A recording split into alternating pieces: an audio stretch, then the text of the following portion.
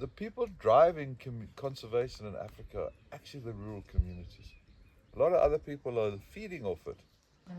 But is anyone moving their houses to make way for wildlife? Except the communities. Is anyone living with the wildlife? Has anyone got elephants in their fields? It's the communities.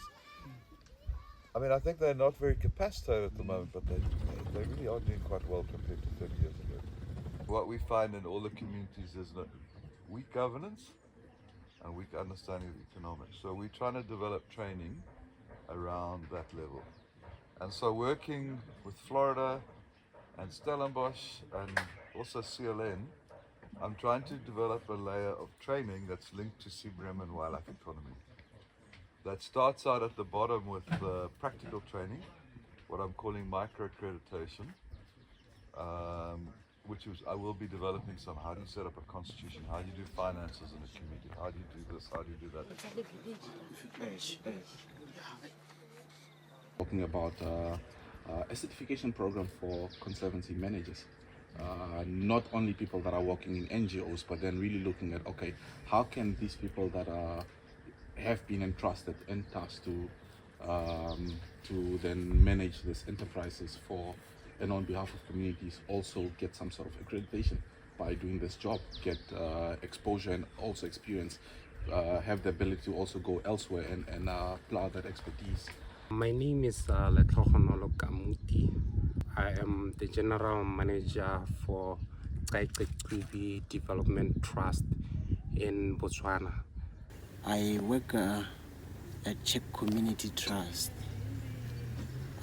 as a community development officer. Cheku is multicultural institution made up of maybe 3 to 4 tribes that makes up that institution organization. Então, da próxima vez não pode esquecer de falar, também estamos aqui para nos conservar.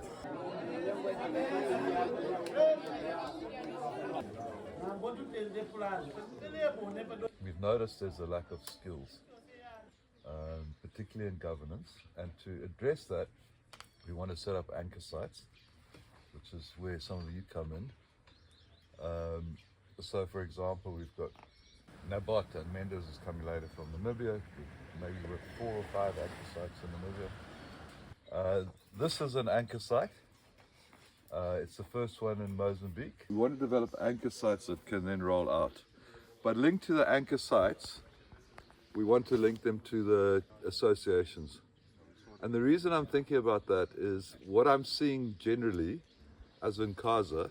So CASA's been going 25 years and they have a big conference on conservation in CASA, and they just forgot the communities. Where's the other hill? Who have elephants and lions in their gardens every day. How can they do that? So it's time for the communities to start taking over for themselves. Yeah. The photo for you.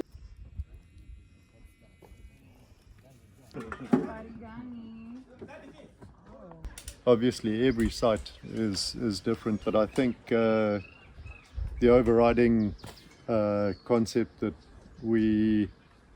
the communities need to have access to the resources and adequate benefits and rewards for the use of those resources as an umbrella that we'll fit under. Brian was talking about a group of us starting to collaborate and work together more effectively and more cohesively, and I think that has incredible value. So what we want to do in anchor sites is to start right at the bottom. And then if your system's better, they can be doing it next door. And the data will tell us, are they better or are we better? And we want to measure the difference so we can see where the pendulum should rest. We want to swing it right down to the village.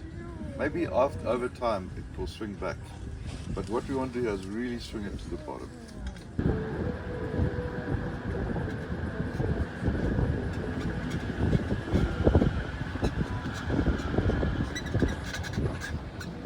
The role of the committee is not to make decisions, it's to bring people together to make their own decisions.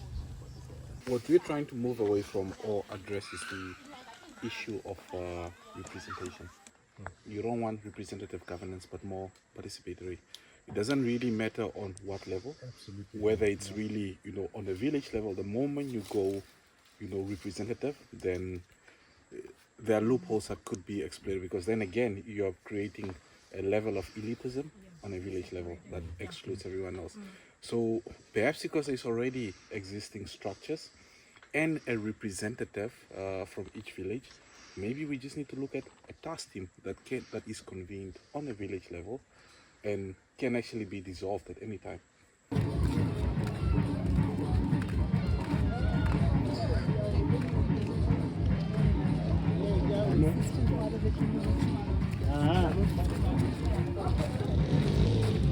Because not only are we fighting a battle here, but we're also fighting a battle with the donors, with CITES, with anti-hunting, for some reason everyone wants to destroy good conservation.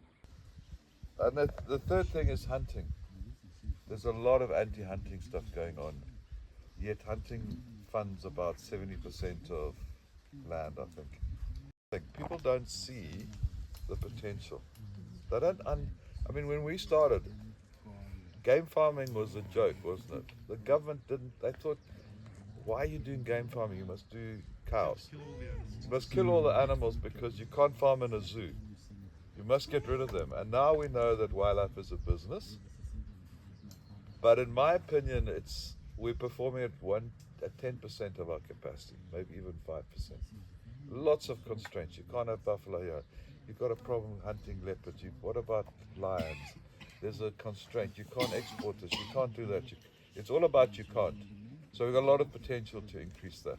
I agree with you on the poaching, because I don't think that so much money is raised for helicopters. And I mean, when I was in Sabi Game Park, they were spending $90,000 a month on aircraft. And there was a drought and people didn't have food. Remember that, Roger? Yeah. And you said to guys, well, why, he said, am I a man if I let my family starve, or do I need to go and catch a rhino? And you could have fed him for way less than the 90,000. So this whole, and I've seen how you've done it, Derek. Just slowly getting to know people, hiring them, giving them jobs. Maybe this will be the next thing. But that's how you stop poaching. Then one of our responsibilities was looking after the wildlife in the forest areas in Zimbabwe that bordered a lot of the national parks. And we also had a relationship with one of the big communal areas, Chilocho communal area. Campfire was a new concept then. Brian and his father and son were lobbying at government level to give the communal area people ownership of their land, and I was living in the bush, actually trying to make it work from the grassroots end. That project funded in 1987, everything went through, and the communal area people got ownership of their wildlife.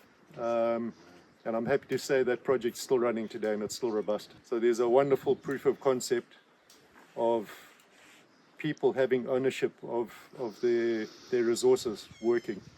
And there's been a lot of political effort to try, a lot of the fat cats trying to get those resources. Those people have fought fiercely for their resources, and it's still running today. Why?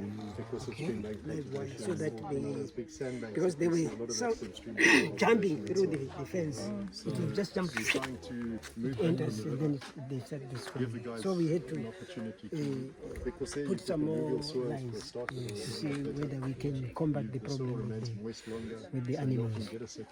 The idea was to have four lines. What we want to do is for the households collectively, collective action to decide what to do. And I think when you measure that, you're going to see a lot of impact in social capital, and I think you're going to see impact in households being able to deal with things that they just, I mean, you saw how poor these people are. I mean, the program's very young and there's relatively little money, but over time, that's what we want to measure. It seems like there's a lot of responsibilities are given to the communities. but without actually the rights or the powers.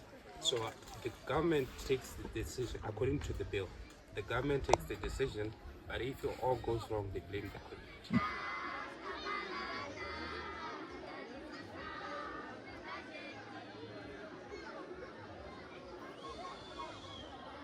The final decision on what happens with that money has to come from the people, the families. For me, the discussion is the most important thing. Because now people say wildlife, money, cash, projects, why do we solve? And they start solving their own problems. Can we write or draw a constitution in one page? Brian, I want to answer yes, we can.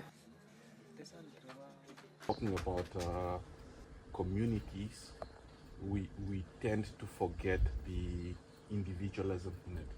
That, you know, a community, yes, is the collective, but then there are individuals within these communities, and these are the individuals that are experiencing a lot of losses. So as a program, we really need to look at how do these benefits really trickle down to these individuals that are experiencing losses, because, you know, it's an individual's crop field that gets raided, it's an individual's cow or goat that gets taken by a lion and so on. These are the discussions that we're not looking at. How do we overhaul the system to then benefit the individuals?